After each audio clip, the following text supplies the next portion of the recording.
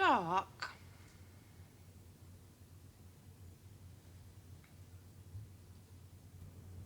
Fat or thin? Fuller than me, I think. She was then. I think so. She may not be now. Was she your best friend? What does that mean? What? The word friend. When you look back, all that time. Can't you remember what you felt? It is a very long time. But you remember her. She remembers you, or why would she be coming here tonight? I suppose because she remembers me. Did you think of her as your best friend? She was my only friend. Your best and only? My one and only.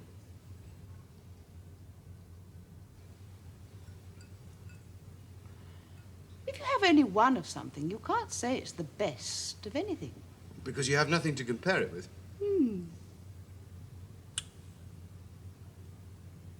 She was incomparable. Oh, I'm sure she wasn't. I didn't know you had so few friends. I had none. None at all. Except her. Why her? I don't know.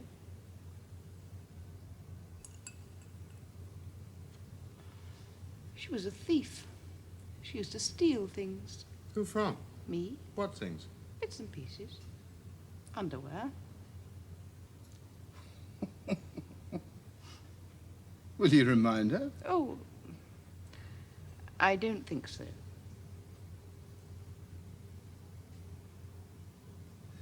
Is that what attracted you to her? What? The fact that she was a thief? No.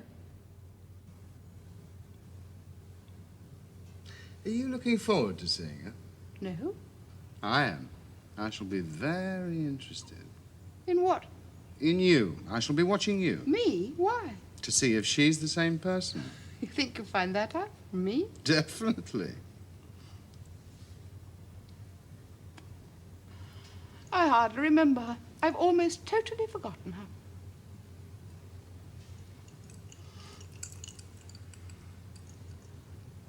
Any idea what she drinks? None. She may be a vegetarian. Ask her. It's too late. You've cooked your casserole. Why isn't she married? I mean, why isn't she bringing her husband? Ask her. Do I have to ask her everything? Do you want me to ask your questions for you? No, not at all.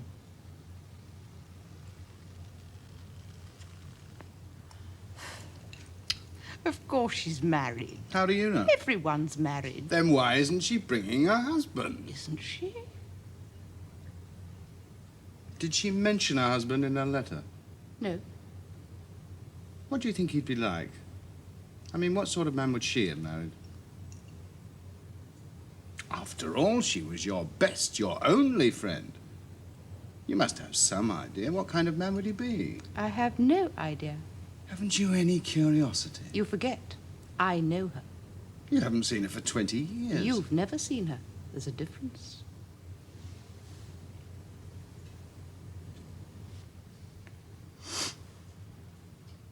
At least the casserole's big enough for 4.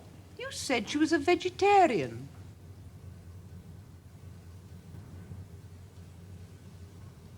Did she have many friends? Oh. The normal amount, I suppose? Normal? What's normal? You had none. One. Is that normal? She had quite a lot of friends, did she? Hundreds. You met them? And not all, I think. But after all, we were living together. There were visitors from time to time. I met them. Her visitors? What? Her visitors, her friends. You had no friends. Her friends, yes. You met them. You lived together? Hmm? You lived together? Of course. I didn't know that. Didn't you? You never told me. I thought you just knew each other. We did. But in fact, you lived with each other. Of course we did. How else would she steal my underwear from me in the street?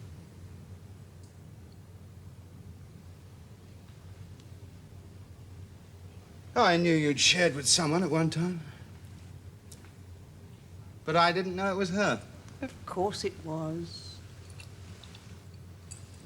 Anyway, None of this matters. Queuing all night. The rain. Do you remember? My goodness. The Albert Hall, Covent Garden. What did we eat? To look back.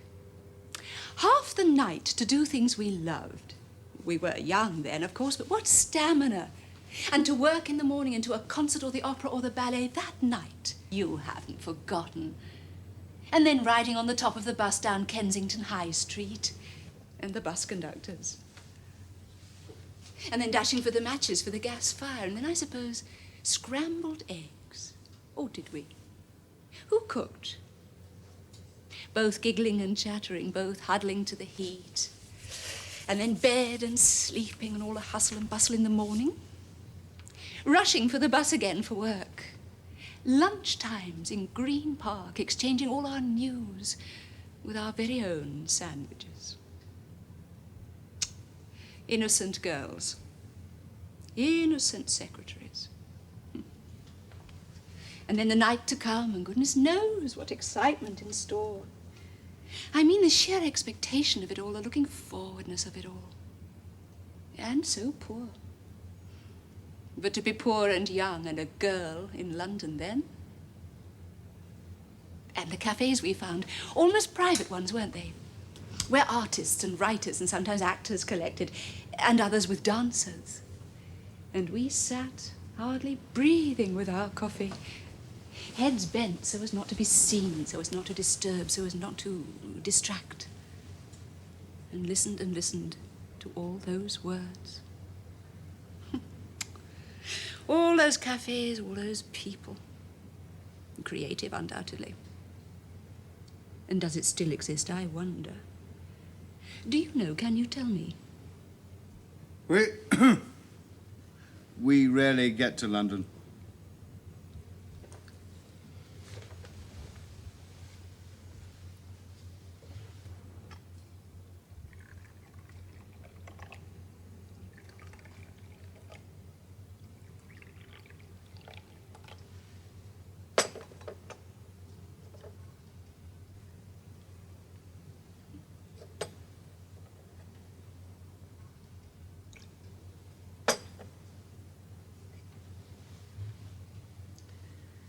Yes, I remember.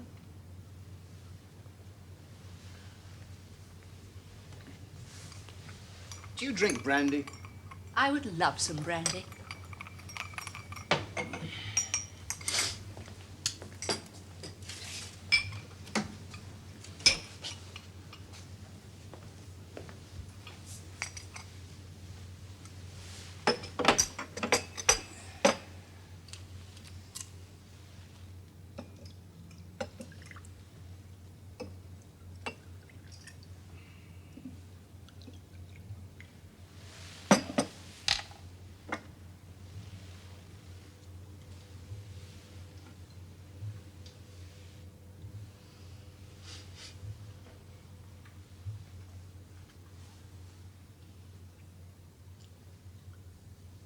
Listen. What silence. Is it always as silent? It's quite silent here, yes. Normally. You can hear the sea sometimes if you listen very carefully. How wise you were to choose this part of the world. And how sensible and courageous of you both to stay permanently in such a silence. My work takes me away, of course, quite often, but Kate stays here. No one who lived here would want to go far. I would not want to go far. I would be afraid of going far, lest when I returned, the house would be gone. Lest? What? The word lest. Haven't heard it for a long time. Sometimes I walk to the sea. There aren't many people. It's a long beach. But I would miss London, nevertheless. But of course, I was a girl in London. Well, we were girls together. I wish I'd known you both then. Do you? Yeah. You have a wonderful casserole. What?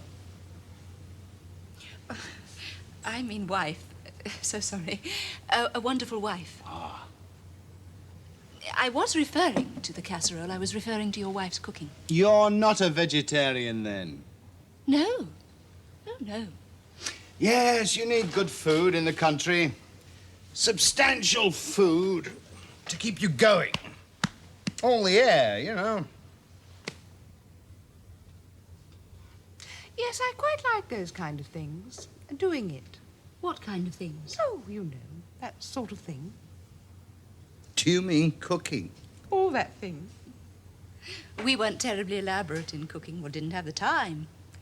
But every so often dished up an incredibly enormous stew, guzzled the lot, and then, more often than not, sat up half the night reading Yeats. Yes. Every so often. More often than not.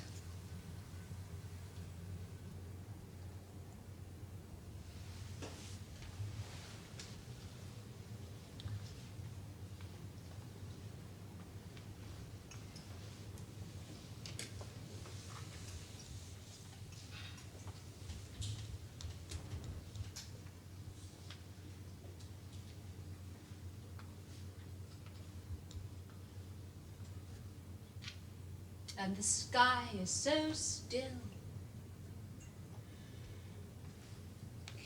Can you see that tiny ribbon of light? Is that the sea? Is that the horizon? You live on a very different coast, huh? Oh, very different. I live on a volcanic island. I know it. Oh, do you? I've been there. I'm so delighted to be here. It's nice, I know, for Katie to see you. She hasn't many friends. She has you. She hasn't made many friends, although there's been every opportunity for her to do so. Perhaps she has all she wants. She lacks curiosity. Perhaps she's happy. You talking about me? Yeah. She was always a dreamer. She likes taking long walks, all that, you know. Raincoat on, off down the lane, hands deep in pockets, all that kind of thing. Yes. Sometimes I take her face in my hands and look at it. Really? Yes. I look at it, holding it in my hands. Then I kind of let it go, take my hands away, leave it floating. My head is quite fixed. I have it on. It just floats away. She was always a dreamer. Sometimes, walking in the park, I'd say to her, "You're dreaming, wake up, what are you dreaming?" And she'd look round at me, flicking her hair, and look at me as if I were part of her dream. One day she said to me, "I've slept through Friday." "No, you haven't," I said. "What do you mean?" "I've slept right through Friday," she said. "But today is Friday." I said, "It's been Friday all day. It's now Friday night, and you haven't slept through Friday." "Oh, yes, I have," she said. "I've slept right through it. Today is Saturday." You mean she literally didn't know what day it was? No. Yes, I did. It was Saturday.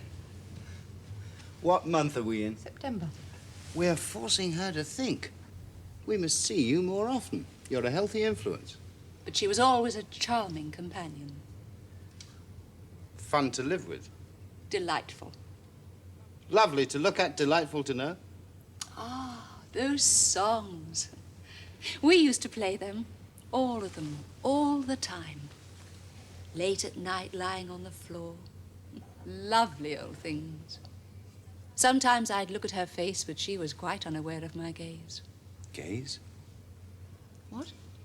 The word gaze. Don't hear it very often. Yes. Quite unaware of it. She was totally absorbed. In lovely to look at, delightful to know. I don't know that song. Did we have it? You're lovely to look at, delightful to know. Oh, we did. Yes, of course, we had them all. Blue moon, I see you standing alone. The way you comb your hair. Oh, no, they can't take that away from me.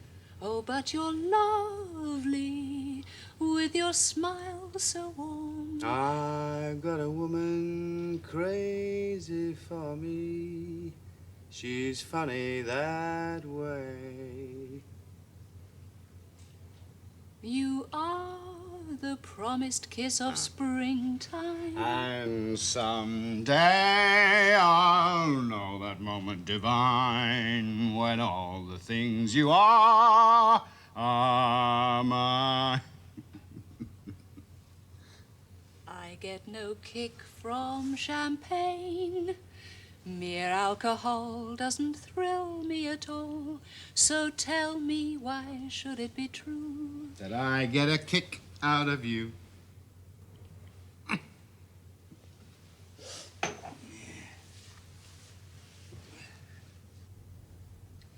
They asked me how I knew my true love was true. I, of course, replied, something here inside cannot be denied.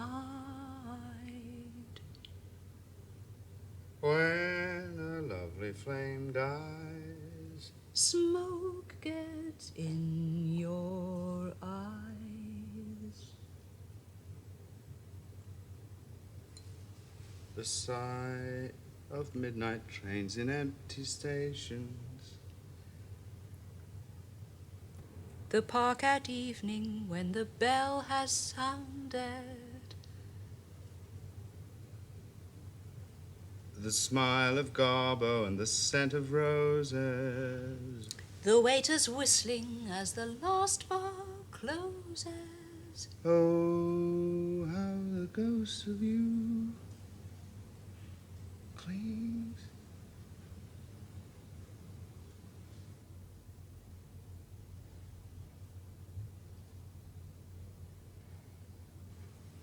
They don't make them like that anymore.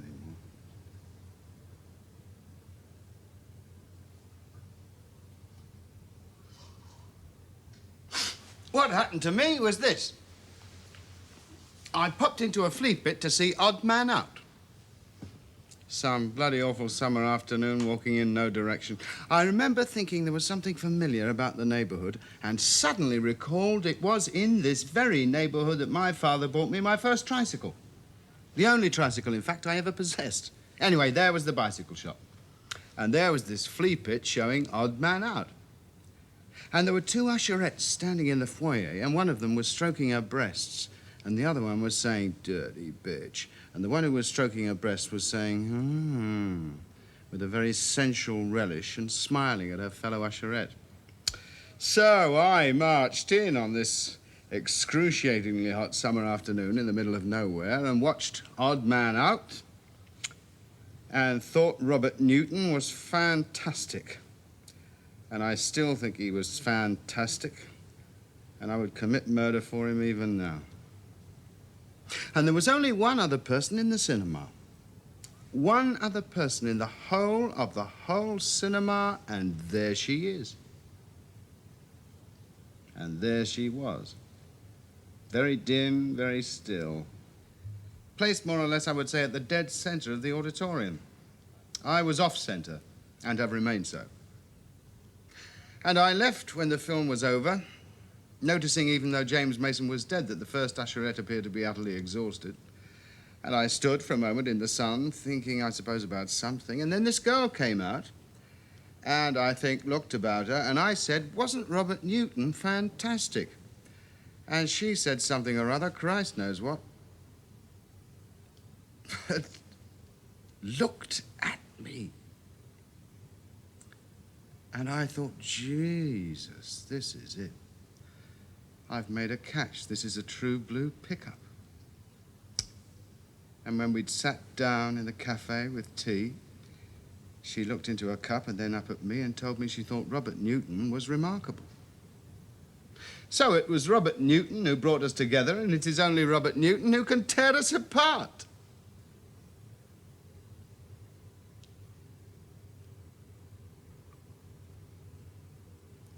F.J. McCormick was good, too. I know F.J. McCormick was good too, but he didn't bring us together. You've seen the film, then? Yes. When? Oh, long ago. Remember that film? Oh, yes. Very well. I think I'm right in saying the next time we met, we held hands. I held her cool hand as she walked by me, and I said something which made her smile. And she looked at me, didn't she? Flicking her hair back. And I thought she was even more fantastic than Robert Newton. And then at a slightly later stage, our naked bodies met. Hers cool, warm, highly agreeable. And I wondered what Robert Newton would think of this. What would he think of this, I wondered, as I touched her profoundly all over. What do you think he'd think? I never met Robert Newton. But I know what you mean. There are some things one remembers even though they may never have happened. There are things I remember which may never have happened. But as I recall them, so they take place. What? This man crying in our room. One night late I returned and found him sobbing, his hand over his face, sitting in the armchair, all crumpled in the armchair. And Katie sitting on the bed with a mug of coffee. And no one spoke to me. No one spoke. No one looked up. There was nothing I could do. I undressed and switched out the light and got into my bed. The curtains were thin. The light from the street came in. Katie still on her bed. The man sobbed. The light came in. It flicked the wall. There was a slight breeze. The curtains occasionally shook. There was nothing but sobbing. And suddenly it stopped. The man came over to me quickly, looked down at me. But I would have absolutely nothing to do with him, nothing.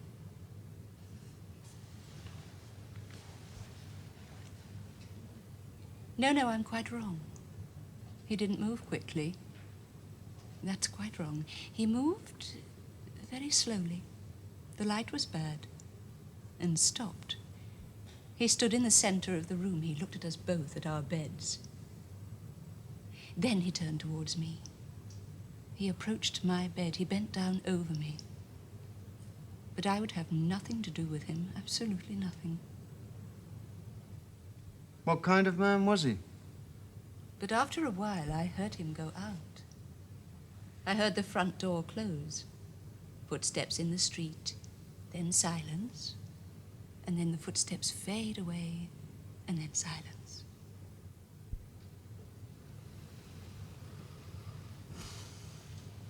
But then sometime later in the night, I woke up and looked across the room to her bed and saw two shapes. He'd come back. He was lying across her lap on her bed. A man in the dark across my wife's lap? But then, in the early morning, he had gone. Thank Christ for that. It was as if he had never been. Of course he'd been. He went twice and came once. Well, what an exciting story that was. What did he look like, this fellow? Oh, I never saw his face clearly. I don't know. But was he...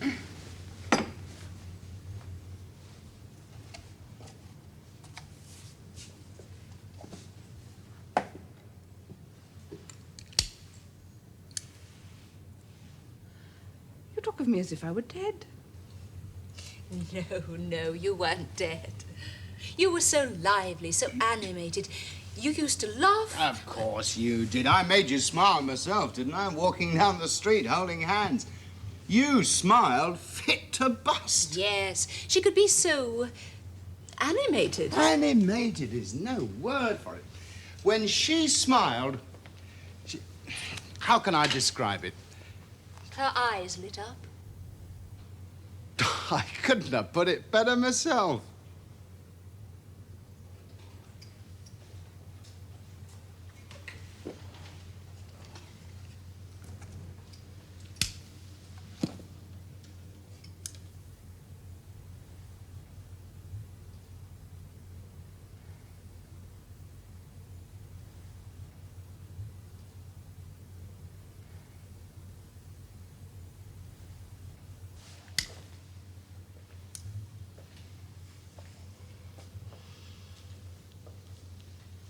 you weren't dead. Ever, in any way. I said you talk of me as if I am dead. Now. How can you say that? How can you say that when I'm looking at you now, seeing you so shyly poised over me, looking down at me? Stop that.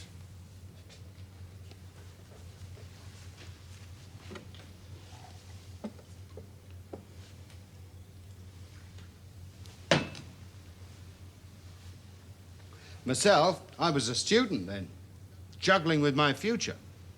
Wondering, should I, be Jesus, settle myself with a slip of a girl not long out of her swaddling clothes, whose only claim to virtue was silence, but who lacked any sense of fixedness, any sense of decisiveness, but was compliant only to the shifting winds with which she went, but not the winds, and certainly not my winds, such as they are, but I suppose winds that only she understood, and that, of course, with no understanding whatsoever. At least as I understand the word. At least that's the way I figured it. A classic female figure, I'd say to myself. Or is it a classic female posture? One way or the other, long outworn. I mean, that is the position as I saw it then. I mean, that is my categorical pronouncement on the position as I saw it then, 20 years ago.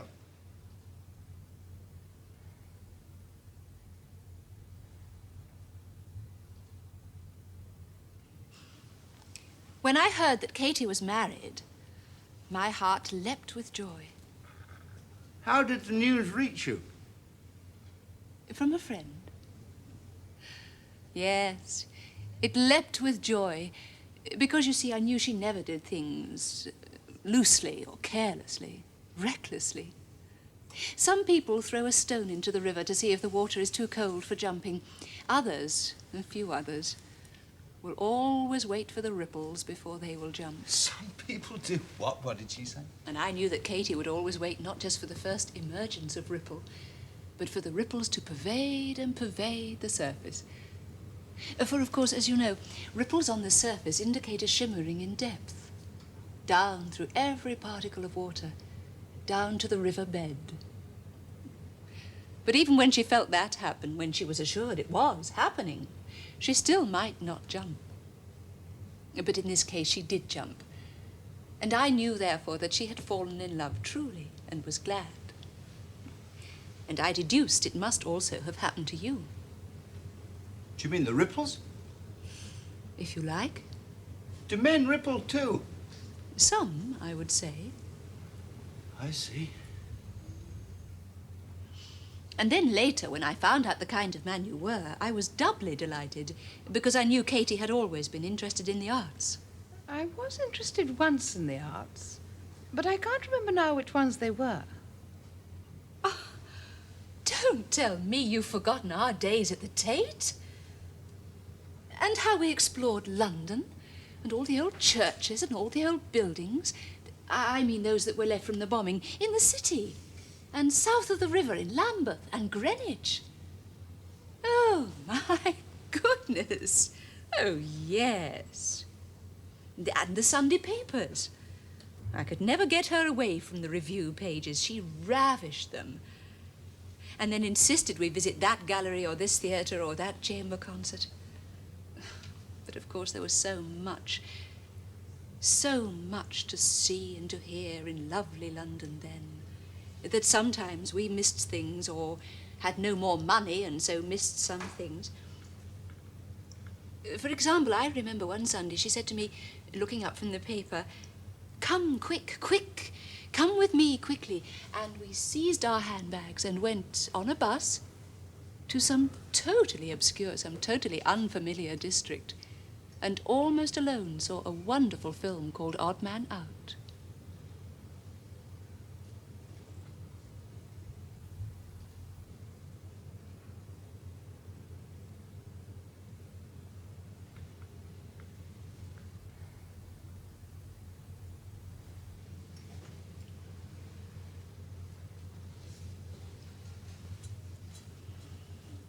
Yes, I do quite a bit of travelling in my job. Do you enjoy it? Enormously, enormously. Do you go far? I travel the globe in my job. And poor Katie, while you're away, what does she do? Oh, I continue. Is he away for long periods? I think sometimes. Are you? You leave your wife for such long periods. How can you? I have to do a lot of traveling in my job. I think I must come and keep you company while he's away. Won't your husband miss you? Of course. But he would understand. Does he understand now? Of course. We had a vegetarian dish prepared for him. He's not a vegetarian. In fact, he's something of a gourmet. We live in a rather fine villa and have done so for many years. It's very high up. It's on the cliffs. You eat well up there, eh? I would say so, yes. Yes, I know Sicily slightly. Just slightly. Taormina. Do you live in Taormina? Just outside. Just outside, yes. Very high up. I've probably caught a glimpse of your villa. My work took me to Sicily. My work concerns itself with life all over, you see, in every part of the globe. With people all over the globe. I use the word globe because the word world possesses emotional, political, sociological, and psychological pretensions and resonances which I prefer as a matter of choice to do without. Or shall I say, to steer clear of, or if you like, to reject. How's the yacht? Oh, very well. Captain, steer a straight course? As straight as we wish, when we wish it. Don't you find England damp returning? Rather beguilingly so. Rather beguilingly so. What the hell does she mean by that? Well, any time your husband finds himself in this direction, my little wife will be only too glad to put the old pot on the old gas stove and dish him up something luscious, if not voluptuous. No trouble.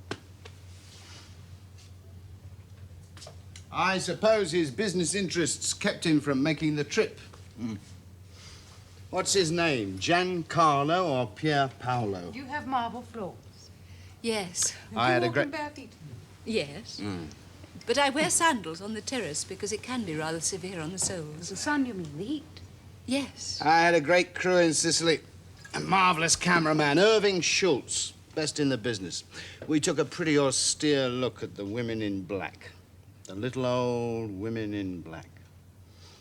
I wrote the film and directed it. My name is Orson Welles. Do you drink orange juice on your terrace in the morning and bull shots at sunset and look down at the sea? Sometimes, yes. As a matter of fact, I'm at the top of my profession, as a matter of fact.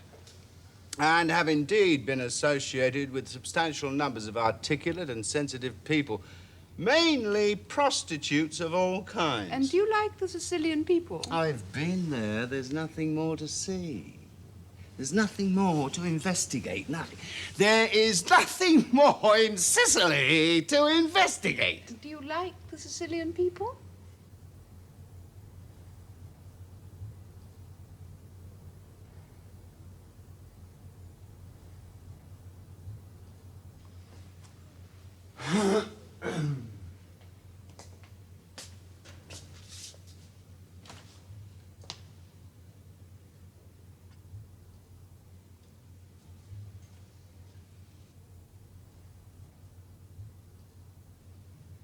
Don't let's go out tonight. Don't let's go anywhere tonight. Let's stay in. I could cook something. You can wash your hair. You can relax. We'll put on some records. Oh, I don't know. We could go out. Why do you want to go out? We could walk across the park. The park is dirty at night. All sorts of horrible people. Men hiding behind trees and women with terrible voices. They scream at you as you go past. And people come out suddenly from behind trees and bushes, and there are shadows everywhere. And there are policemen. And you'll have a horrible walk. And you'll see all the traffic and the noise of the traffic. And you'll see all the hotels. And you know how you hate looking through all those swing doors. You hate it to see all that. All the people in the lights in the lobbies all talking and moving. And all the chandeliers.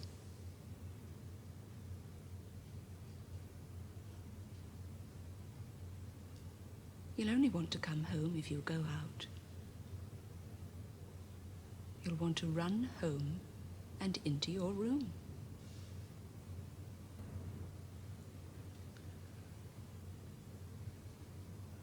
What shall we do then? Stay in.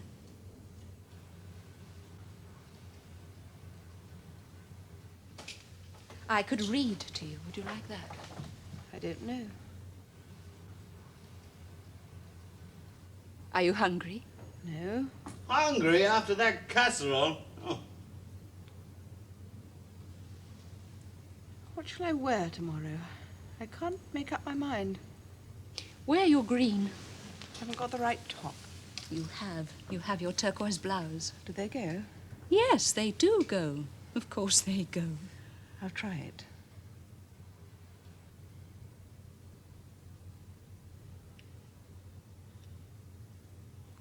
Would you like me to ask someone over? Who? Charlie? Or Jake? I don't like Jake.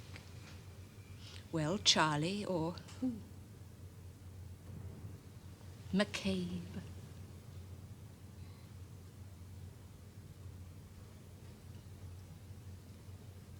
I'll think about it in the bath. Shall I run your bath for you? No, I'll run it myself tonight.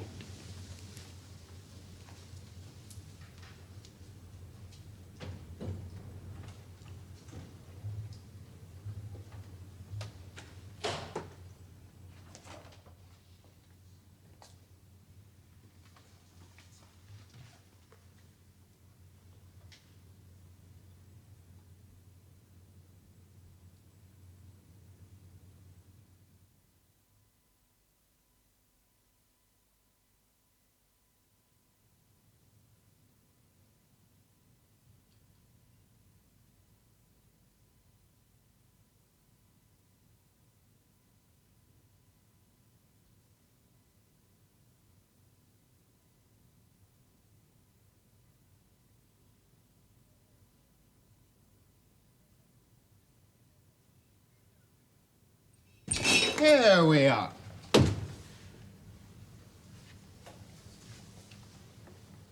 Good and hot. Good and strong and hot. You prefer it white with sugar, I believe. Please.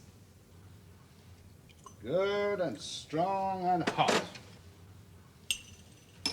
With white and sugar.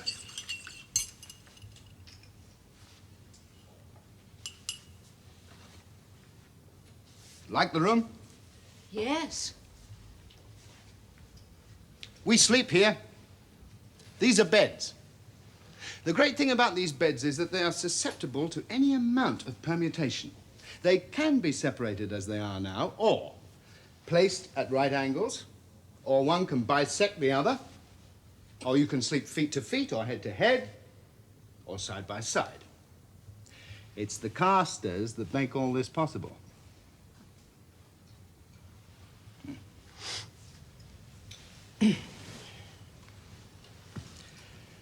Yes, I remember you quite clearly from the Wayfarers.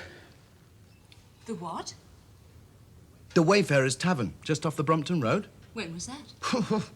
Years ago. I don't think so. Oh, yes, it was you, no question. I never forget a face. You sat in the corner quite often, sometimes alone, sometimes with others. And here you are sitting in my house in the country, the same woman. Incredible.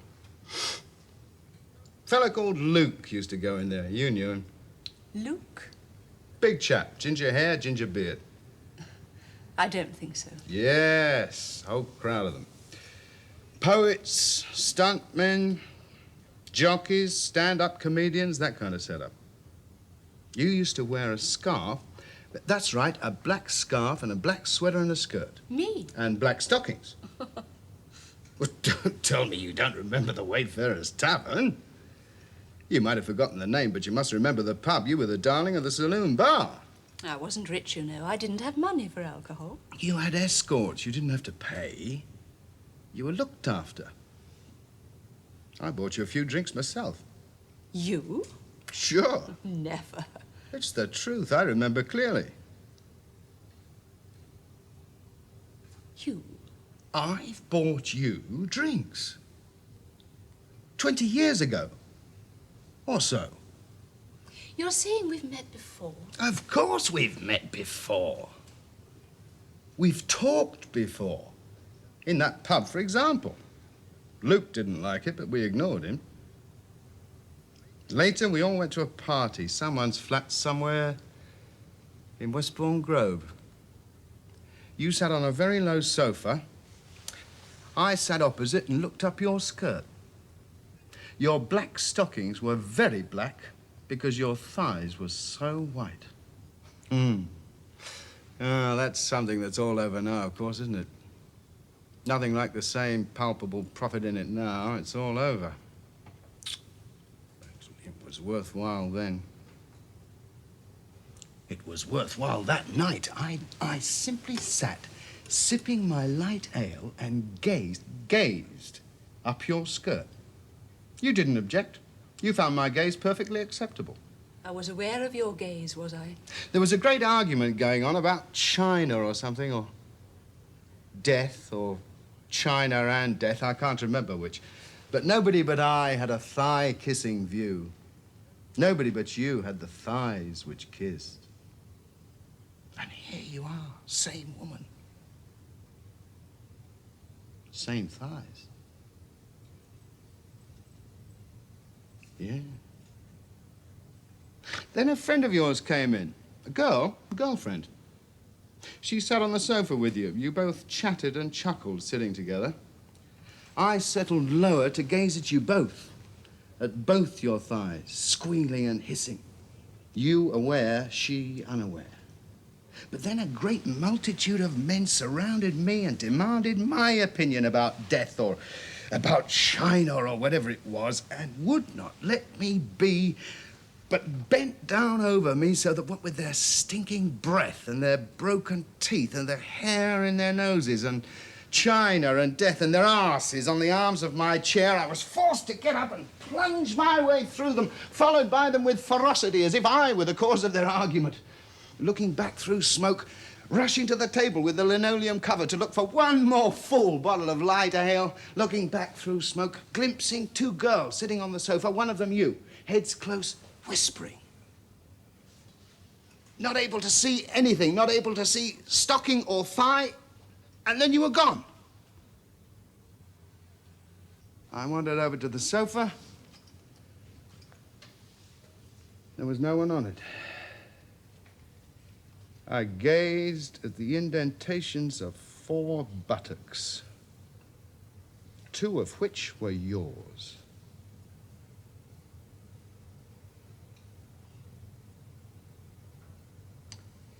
I've rarely heard a sadder story. I agree.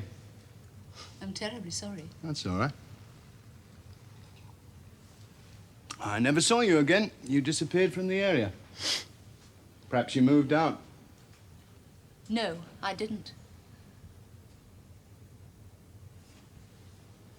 I never saw you in the Wayfarer's Tavern again. Where were you? Oh, at concerts, I should think. Or the ballet.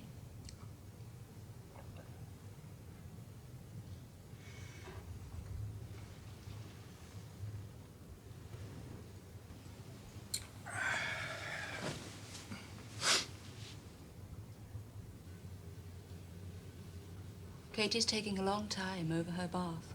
Well, you know what she's like when she gets in the bath. Yes. Enjoys it. Takes a long time over it. She does, yes. Hell of a long time.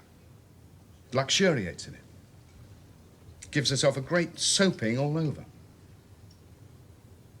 Really, soaps herself all over and then washes the soap off, sud by sud, meticulously. She's both thorough and, I must say it, sensuous. Gives herself a comprehensive going over, and apart from everything else, she does emerge clean as a new pin, don't you think? Very clean. Truly so. Not a speck, not a tide mark. Shiny as a balloon. Yes. A kind of floating. What? She floats from the bath like a dream, unaware of anyone standing with her towel waiting for her, waiting to wrap it round her, quite absorbed, until the towel is placed on her shoulders.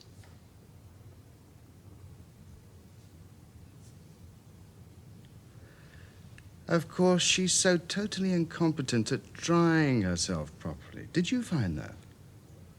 She gives herself a really good scrub, but can she, with the same efficiency, give herself an equally good rub? I have found, in my experience of her, that this is not in fact the case. You'll always find a few odd, unexpected, unwanted, cheeky globules dripping about. Why don't you dry her yourself? Would you recommend that? You'd do it properly. In her bath towel? How out? How out? How can you dry her out? Out of her bath towel? I don't know. Well, dry her yourself in her bath towel.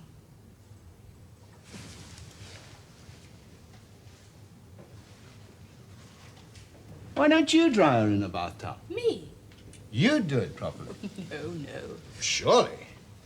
I mean, a woman, you know how and where and in what density moisture collects on women's bodies.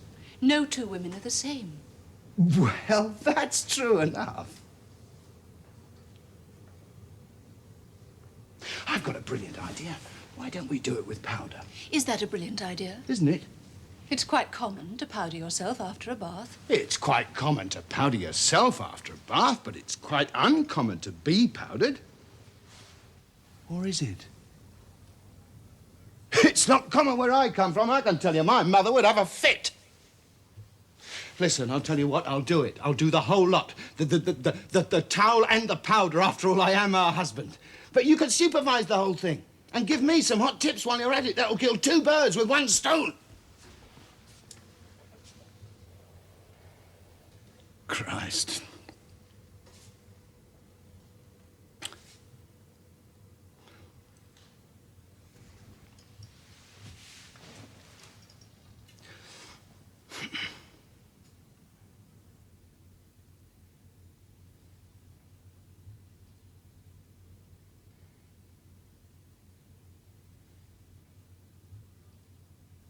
You must be about 40, I should think, by now.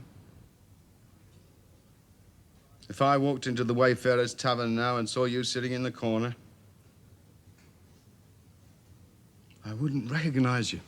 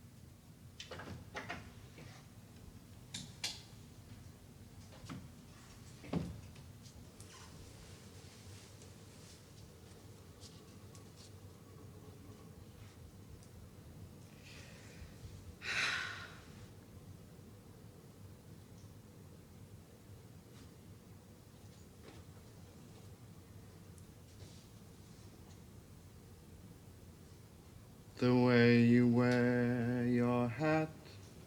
The way you sip your tea. the memory of all that. No, no, they can't take that away from me.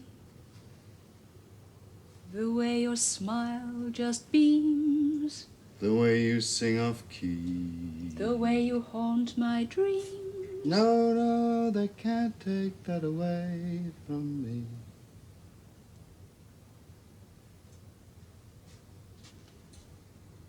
The way you hold your knife, The way we danced till 3. the way you changed my life. No, no, they can't take that away from me.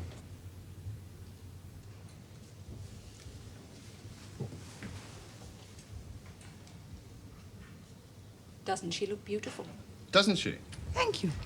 I feel fresh. The water's very soft here, much softer than London. I always find the water very hard in London. That's one reason I like living in the country.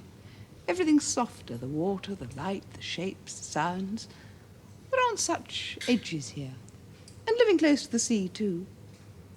You can't say where it begins or ends. That appeals to me.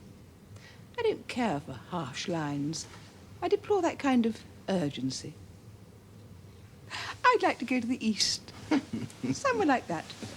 Somewhere very hot where you could lie under a mosquito net and breathe quite slowly. You know, somewhere where you can look through the flap of a tent and see sand. That kind of thing. The only nice thing about a big city is that when it rains, it blurs everything. Blurs the lights from the cars, doesn't it? Blurs your eyes. You have rain on your lashes. That's the only nice thing about a big city. It's not the only nice thing. You can have a nice room and a nice gas fire and a warm dressing gown and a nice hot drink, all waiting for you when you come in. Is it raining? No. Well, I've decided I will stay in tonight anyway. Oh, good. I am glad. Now you can have a good strong cup of coffee after your bath. I could do the hem of your black dress. I could finish it. And you could try it on. Or I could read to you. Have you dried yourself properly, Kate? I think so. Are you sure? All over? I think so. I feel quite dry. Are you quite sure? I don't want you sitting here damply all over the place. See that smile? That's the smile she smiled when I was walking down the street with her after Odd Man Out. Well, quite some time after. What did you think of it? It is a very beautiful smile. Do it again. I'm still smiling. No, you're not. Not like you did a moment ago. Not like you did then. Do you know the smile I'm talking about? This coffee's cold. Oh, I'm sorry. I'll make some fresh. No, I don't want any, thank you. Is Charlie coming? I could ring him if you like. What about McCabe? Do you really want to see anyone? I don't think I like McCabe. Nor do I. He's strange. He says some very strange things to me. What things? All sorts of funny things. I never liked him. Duncan's nice, though, isn't he? Oh, yes. I like his poetry so much. You know who I like best? Who? Christie. He's lovely. He's so gentle, isn't he? And his humour. Hasn't he got a lovely sense of humour? And I think he's so sensitive. Why don't you ask him round? He can't make it. He's out of town. Oh, what a pity.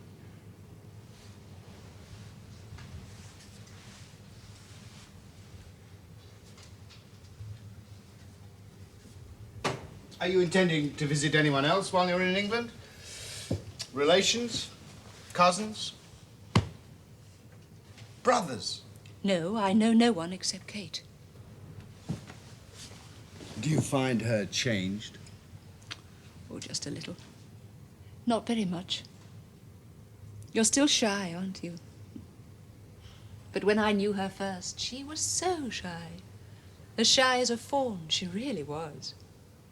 When people leaned to speak to her, she would fold away from them, so that though she was still standing within their reach, she was no longer accessible to them.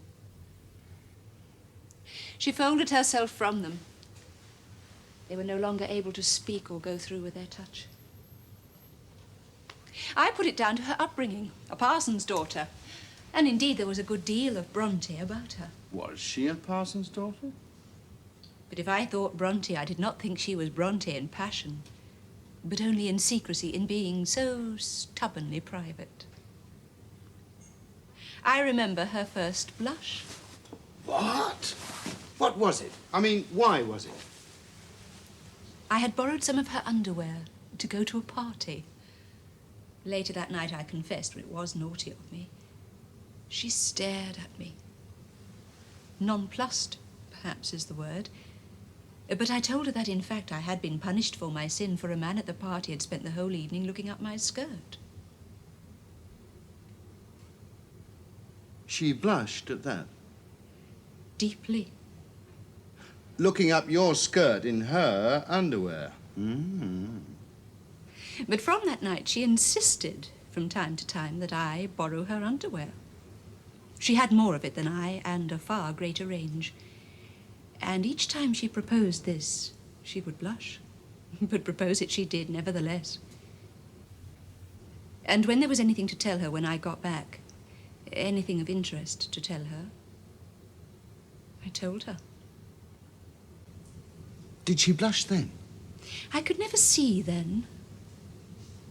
I would come in late and find her reading under the lamp and begin to tell her, but she would say, "No, turn off the light." And I would tell her in the dark. She preferred to be told in the dark. But of course it was never completely dark, what with the light from the gas fire and the light through the curtains. And what she did not know was that, knowing her preference, I would choose a position in the room from which I could see her face, although she could not see mine. She could hear my voice only. And so she listened, and I watched her listening. Sounds a perfect marriage. We were great friends. You say she was Bronte in secrecy, but not in passion. What was she in passion? I feel that is your province. You feel it's my province? Well, you're damn right, it is my province. Ha! Glad someone's showing a bit of taste at last. Of course it's my bloody province. I'm her husband. I mean, I'd like to ask a question. Am I the only one who's beginning to find all this distasteful? But what can you possibly find distasteful? I have flown from Rome to see my oldest friend after 20 years and to meet her husband. Now, what is it that worries you? What worries me is the thought of your husband. Rumbling about alone in his enormous villa. Living hand to mouth on a few hard-boiled eggs and unable to speak a damn word of English. I interpret when necessary. Yes, but you're here with us. He's there, alone. Lurching up and down the terrace waiting for a speedboat. Waiting for a speedboat to spill out beautiful people, at least. Beautiful Mediterranean people waiting for all that, a kind of elegance we know nothing about. A slim-bellied Côte d'Azur thing we know absolutely nothing about. A lobster and lobster sauce ideology we know subtle about. The longest legs in the world, the most phenomenally soft voices. I can hear them now. I mean, let's put it on the table. I have my eye on a number of pulses. Pulses all round the globe. Deprivations and insults. Why should I waste valuable space listening to... If you don't like it, go. Go? Where can I go? To China or Sicily. I haven't got a speedboat. I haven't got a white dinner jacket. China, then. You know what they'd do to me in China if they found me in a white dinner jacket? They'd bloody well kill me. You know what they're like over there? You are welcome to come to Sicily at any time. Both of you. And be my guests.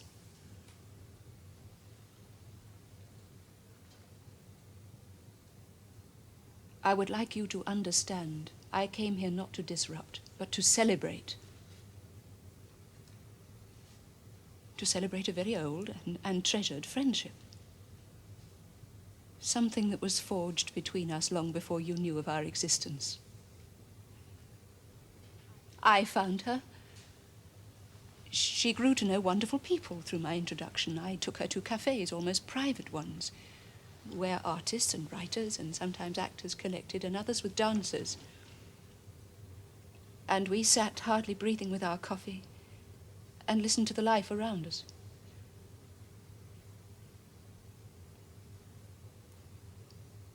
All I wanted for her was her happiness. That is all I want for her still.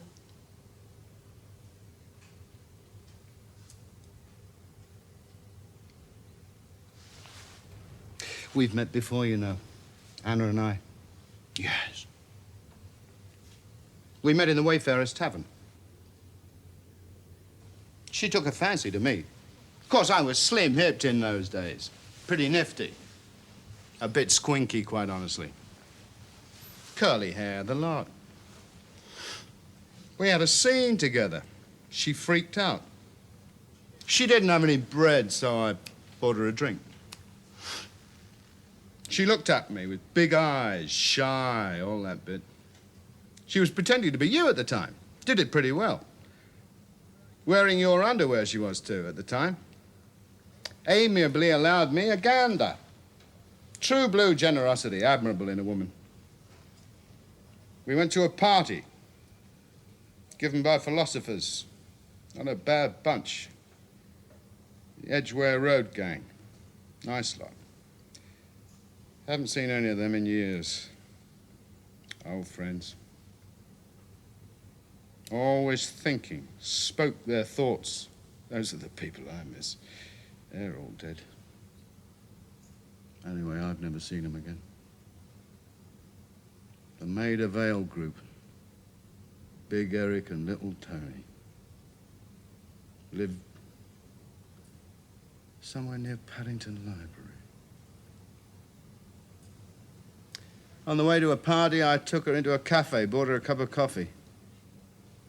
Beards with faces. She thought she was you. Said little, so little.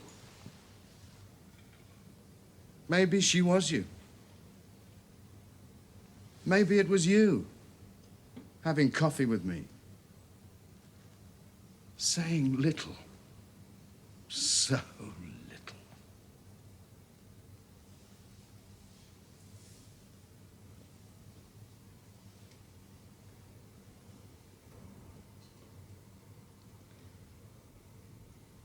What do you think attracted her to you? I don't know what. She found your face very sensitive, vulnerable. Did she? She wanted to comfort it in the way only a woman can. Did she? Oh, yes. She wanted to comfort my face in the way only a woman can? She was prepared to extend herself to you. I beg your pardon. She fell in love with you. With me? You were so unlike the others. We knew men who were brutish, crass. There really are such men, then. Crass men. Quite crass. But I was crass, wasn't I, looking up her skirt? That's not crass. If it was her skirt. If it was her. Oh, it was my skirt. It was me. I remember your look very well. I remember you well. But I remember you. I remember you dead.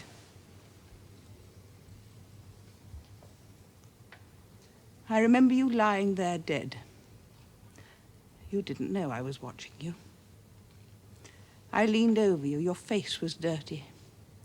You lay dead, your face scrawled with dirt, all kinds of earnest inscriptions, but unblotted, so that they had run all over your face and down to your throat.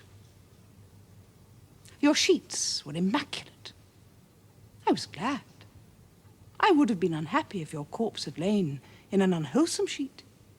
It would have been graceless. I mean, as far as I was concerned, as far as my room was concerned. After all, you were dead in my room. When you woke, my eyes were above you, staring down at you. you tried to do my little trick. One of my tricks you had borrowed. My little slow smile. My little slow, shy smile. My bend of the head. My half-closing of the eyes that we knew so well. But it didn't work. The grin only split the dirt at the sides of your mouth and stuck. You stuck in your grin.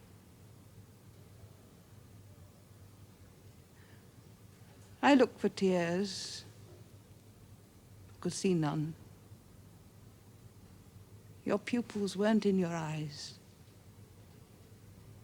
Your bones were breaking through your face. But all was serene. There was no suffering. It had all happened elsewhere. Last rites I did not feel necessary, or any celebration. I felt the time and season appropriate, and that by dying alone and dirty, you had acted with proper decorum. It was time for my bath. I had quite a lengthy bath. Walked about the room, listening. Drew up a chair, sat naked beside you, and watched you.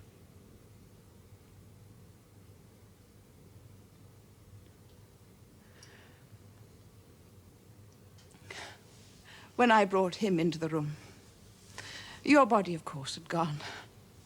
Oh, what a relief it was to have a different body in my room, a male body, behaving quite differently, doing all those things they do which they think are good, like sitting with one leg over the arm of an armchair.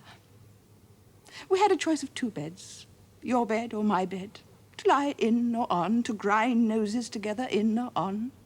He liked your bed, and he thought he was different in it because he was a man. But one night I said, let me do something. A little thing. A little trick. He lay there in your bed. He looked up at me with great expectation. He was gratified.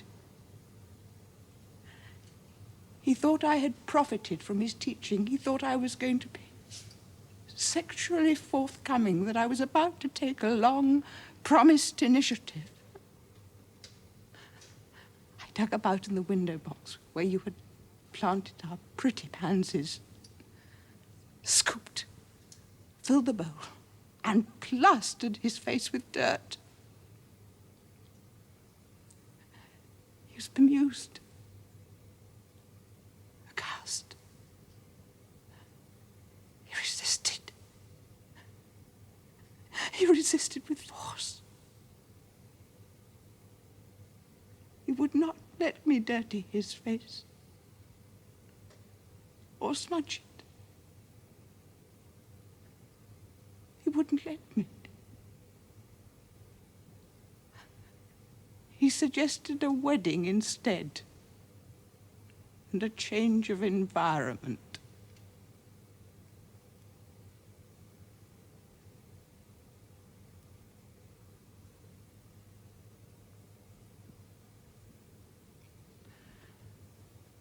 Neither mattered.